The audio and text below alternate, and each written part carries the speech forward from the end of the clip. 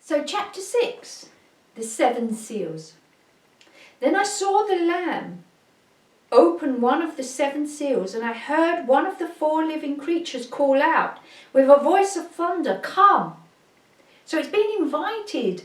I looked out, and there was a white horse. Its rider had a bow and a crown given to him, and he came out conquering and to conquer. Now, a horse is a carrier on a spiritual journey.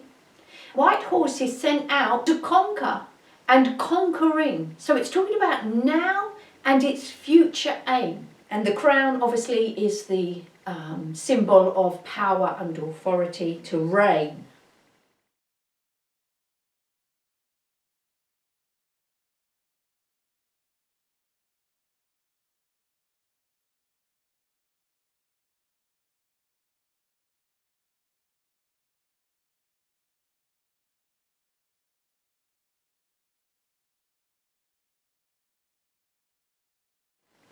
When he opened the 2nd seal, I heard the 2nd living creature call out, "Come!" Again, wanted, invited. And out came another horse, bright red. Its rider was permitted to take peace from the earth, so that people would slaughter one another, and he was given a great sword. Now, people of the earth are the cells and the thoughts within the body, if you like, so the 2 layers. The key word is permitted. This is wanted, this is invited. The red, now this is because it's relating to the root chakra, the place of perception.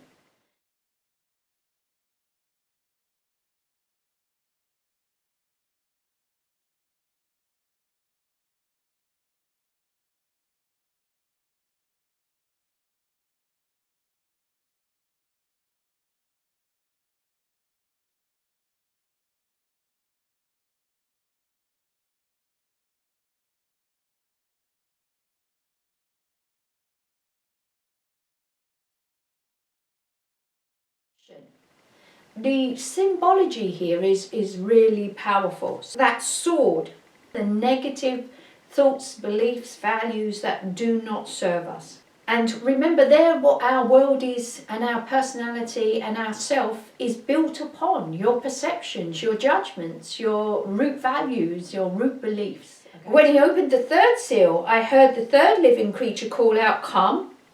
I looked, and there was a black horse. Its rider held a pair of scales in his hand. Scales of liberty and justice come to mind, don't they? Weighing up of things. And I heard what seemed to be a voice in the midst of the 4 living creatures saying, "A quart of wheat for a day's pay, and 3 quarts of barley for a day's pay, but do not damage the olive oil and the wine." Complex symbology. So, as we talked about the scales, there's weighing up, a judgment, an evaluation of what is wanted and what is not, what is valuable to you and what is not, what is earned and what is not as such. So a quart of wheat for a day's pay. Now wheat, its symbology is self-sacrificed. It's to do with the harvest. It nourishes you. But its spiritual meaning is of the interior, of the good or of the interior. And the barley is, if you look, is worth less for a day's pay.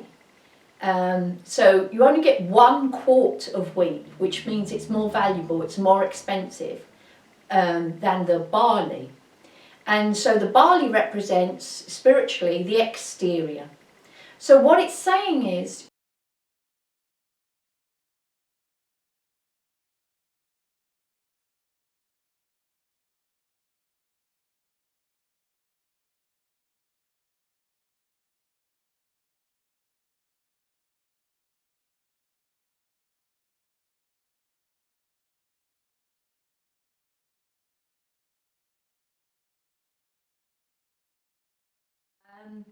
but do not damage the olive oil or the wine. Now, olive oil, wheat and barley are grown. They're God-given. They're pure source. They're cause.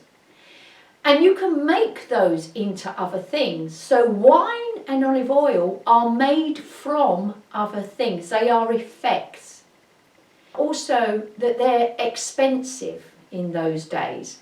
And they're a symbol of value and a symbol of worth.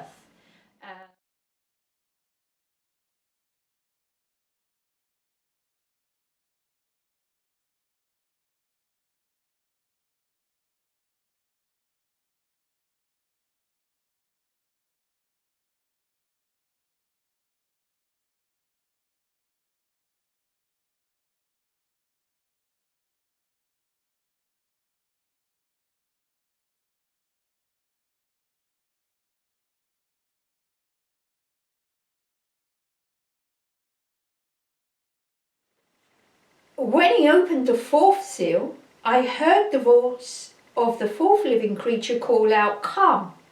I looked, and there was a pale green horse. Its rider's name was Death, and Hades followed him. Now, just a word on Hades. Hades is different to hell. Hades is a holding place of torment and suffering, and its opposite is paradise, which isn't heaven. Heaven is the permanent, eternal place, as is hell. Once that lake of fire, as we'll see later, is sealed over, that's it for eternally. But paradise and its opposite, Hades, are holding places of peace, and later we'll see about the 1,000 years of peace, or Hades, which is the place of torment and suffering. Really, it's self-torment and suffering. So this pale green horse is really about self-torment and a belief in death. Now, the belief in death is one of the biggest ego tricks, because when you believe you are a physical person in a body that will die, then you can't live properly, and you value different things from when you believe and know that you are an eternal being. And that's an important point, because that's what Christ came to do. That's what Jesus came and did. He overcame death. He showed you, look, you can tear me apart and it'll look like my physical body dies. But actually, after 3 days, the 3 is important numerology-wise, he becomes resurrected. You cannot die. That is the message. It's not about the crucifixion. The essence of it is about the resurrection. It's about the continuation of life. Now, it's not only about death and suffering, that place of suffering. They were given authority over a fourth of the earth to kill with sword. So it's about the physical death, if you like. And remember, the sword represents judgment and will. Famine. Famine is about lack, and if you want to put in brackets, lack of nourishment. So there's going to be a period where you go through, you believe you're in lack. And pestilence, disease, illness, and by the wild animals of the earth, which is you really, your untamed urges, those primal wants and basic needs and things like that. Uncontrollable urges, uncontrollable anger, those kinds of things. Once you're free of all of those things, then you can live a happy life.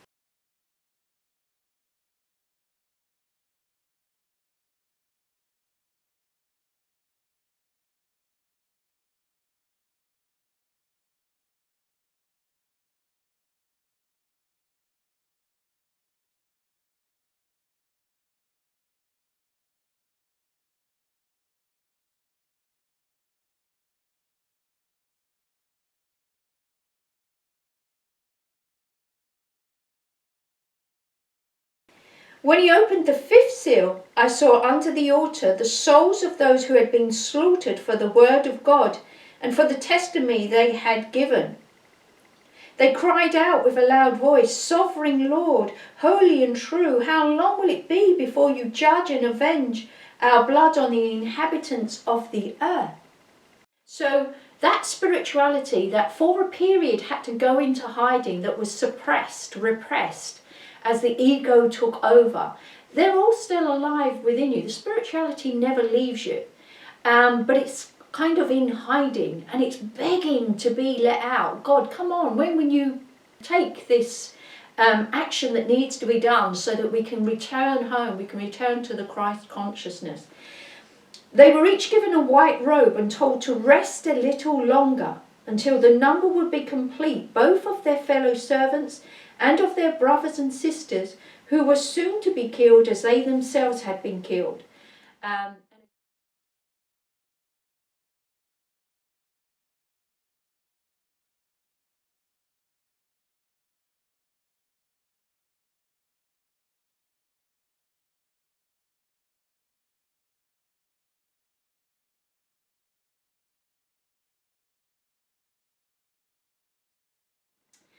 When he opened the sixth seal, I looked and there came a great earthquake. The sun became black as sackcloth. Now, opening the sixth seal brings massive changes in the mind and the body and the spirit. This is the earthquake, a massive change, a massive upheaval. The sun became black as sackcloth. Now, sackcloth is something that you wear when you're in mourning, when you're in grief, when there's loss. So it's loss of original spiritual illumination causes sadness. The full moon became like blood. The full moon, the moon is completely overshadowed by the earth. That's when it becomes a blood moon. And it means it's talking about the full obsession with the body and materiality over spirituality, the loss of God's light, if you like. And the stars of the sky fell to the earth as the fig tree drops its winter fruit when shaken by a gale. The stars of the earth are the original illumination, and so the lower chakras become associated with the material world. So all of that illumination falls into the body. All of that consciousness is lost into those lower chakras. The sky vanished like a scroll rolling itself up, and every mountain and island was removed from its place. All of the chakras go out of alignment, all of the body functions. Then the kings of the earth and the magnates and the generals and the rich and the powerful and everyone slave and free hid in the caves and among the rocks of the mountain. This is the formation of the subconscious mind, because when God wages war on all of the judgments and beliefs and values, desires, lusts, all those things of the ego, all those things of the devil that cause our problems, when God comes to make war on all of that, they go and hide, and they are repressed or suppressed down into the subconscious mind. So it may be worth here just for a moment talking about the levels of the mind. So we have the conscious mind, and the conscious mind is a part of the mind that takes in information. It's aware of 7 pieces of information at any one time. What I'm seeing, hearing, feeling, tasting, touching, and what I think and feel about that. So it takes in just those 7 pieces of information. So it doesn't actually think. Your conscious mind doesn't actually think. In some ways it shouldn't even be called mind, but we'll carry on with that. So it only knows the now. It's perception. Then we have another layer of the mind. So if I was to ask you what you had for dinner yesterday, you would probably go, oh yeah, I had curry, or whatever it would be. So we have what's called a pre-conscious, a short-term memory, where information hasn't gone into the archives yet, into the subconscious, and it's quite easily accessible to the conscious mind. I can bring that information up quickly. The conscious mind is 5%, the pre-conscious is 2% of your mind. That leaves 93% of your mind subconscious. So in the subconscious is everything that is underneath the consciousness. Some people call it unconsciousness. So what you're not conscious of, And it's like a big archive. Everything you've ever heard, smelled, tasted, touched, thought, felt, experienced is always recorded. No information is ever lost from the system. So everything is always in there. I know that as a hypnotherapist. I can go back to your 5th birthday party and we can bring everything out that was said and was done, etc., in the trance state. So the information is accessible, but it's all about the past. And also stuff that you've repressed and suppressed that you don't want to know consciously. The bad things that you've done, the terrible sins that you've committed, all of those things, the beliefs about yourself. And that's akin to the pit, if you like, as we'll see later, or in this cycle of the story, all of those things are being hidden in the caves, in the mountains, and being covered over in order to escape the cleansing from God. Will, intent, is something different. And that's really important to understand for all of this. Now, you've heard me talk about God's will. God's will comes to us and through us. It's the intention of God. It's what God wants to happen. God is the creator. And in the Course in Miracles, it says, mind is the activating agent of spirit, supplying its creative energy. And we are spirit in a physical body. Therefore, God's will is our will. And when we're aligned with that will, we will go into heaven. But we have created a pseudo-self with its own will, which is against God's. We decide what we want to do and what we're going to have, and without any fault to God or how we should live and how we should treat our brothers, etc. So that pseudo self-will, the ego, as it's called in the Course in Miracles, is something very different. And that's what needs cleansing and purifying. So the sky vanished like a scroll, rolling itself up, and every mountain and island was removed from its place. Then the kings of the earth and the magnets. So the kings obviously reign over the body. The earth is the body. So those that have power and authority and reign over the body, those thoughts and beliefs, the ego. The magnets. Well, magnets attract and repel energy. So it's talking about our ability to create, to use the law of supply, the law of attraction, the law of healing. Generals. Well, generals are directors of strategy, leaders of the army. They attack, they defend. All of those thoughts and behaviours want to hide in the caves, in the subconscious. The rich and the powerful. So they're our materially focused desires and lusts. The slaves and the free, all those thoughts of victimhood, of being controlled, of being powerless, and also those false thoughts of being powerful without God. All of those go into the subconscious to hide from the face of the one seated on the throne and from the wrath of the Lamb, because they know that they are going to be cleansed and purified by the Christ consciousness. Calling to the mountains and the rocks, fall on us and hide us from the face of the one seated on the throne and from the wrath of the Lamb, for the great day of the wrath has come, and who is able to stand? They know.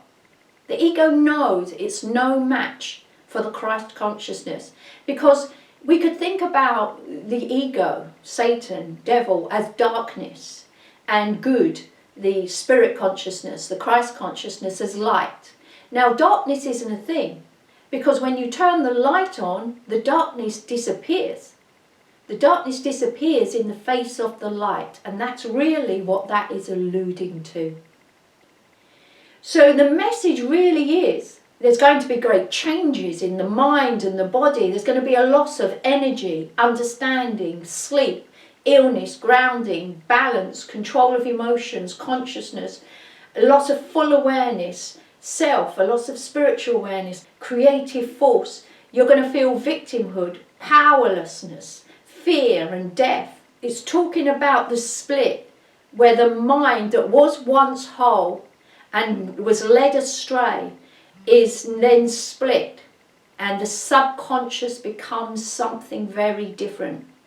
then the conscious mind and the will. So again, we'll see that in the next cycle presented again. And what we have to do is we have to be prepared.